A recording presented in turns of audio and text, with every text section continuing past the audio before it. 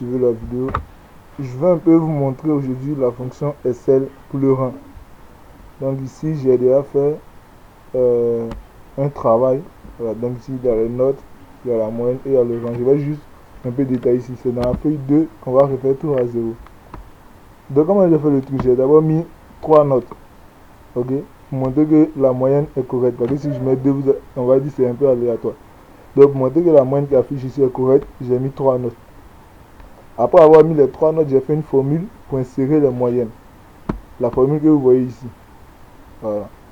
Après ça, j'ai maintenant inséré une formule pour calculer le rang que vous voyez ici. Ça va. Donc on va maintenant débuter. La première chose que je vais faire, je vais partir sur une nouvelle page. Vu que c'est maintenant qu'on commence. Et pour être un peu rapide, je vais sélectionner les noms. Ce sont des noms que vous pouvez mettre selon ce que vous voulez. Moi j'ai mis des noms comme ça va. Juste pour la démo. Donc j'ai copié les noms, je vais copier les notes. Ok. Donc ici j'ai copié les notes. Je vais coller. Donc j'ai les notes ici. Je ne veux pas, je vais juste copier ça. Voilà.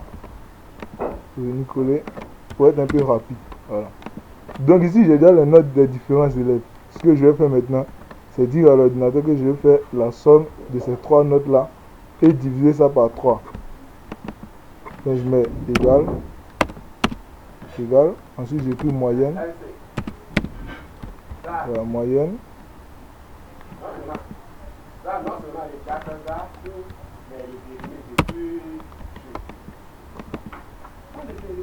je vais écrire moyenne,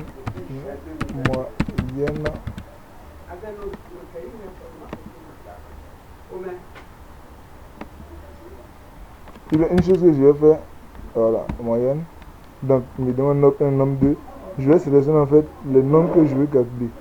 Donc je vais calculer, j'ai dit c'était les 3 notes, n'est-ce pas? Vu que c'est pour l'étudiante Anna que je calcule.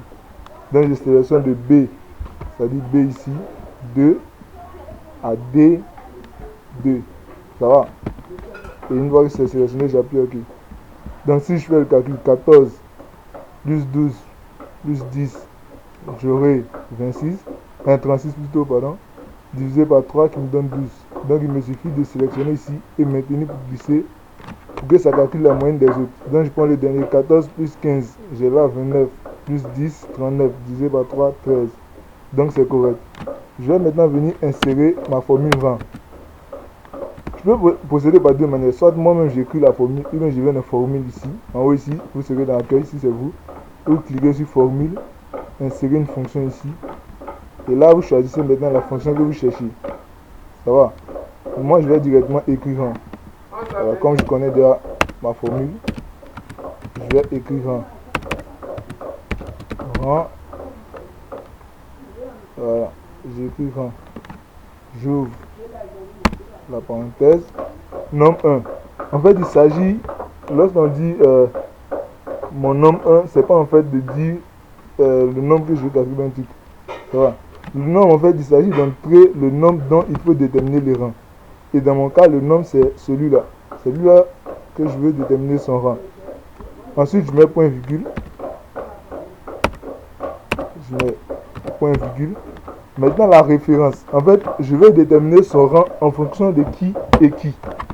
Et maintenant, je vais sélectionner en fonction de qui et qui. Donc, c'est en fonction des 10, des 9 élèves que j'ai.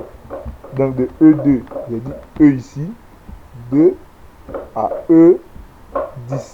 Ce qui est écrit ici. Après ça, maintenant, vous pouvez fermer votre parenthèse. Comme j'ai fait ici. Vous appuyez Entrée et c'est OK. Donc, il a la 5e place. Ça va? Et pour ne pas me répéter, je vais recopier le code que j'ai mis ici. Je vais sélectionner, je fais CTRL-C. Copier, je viens ici.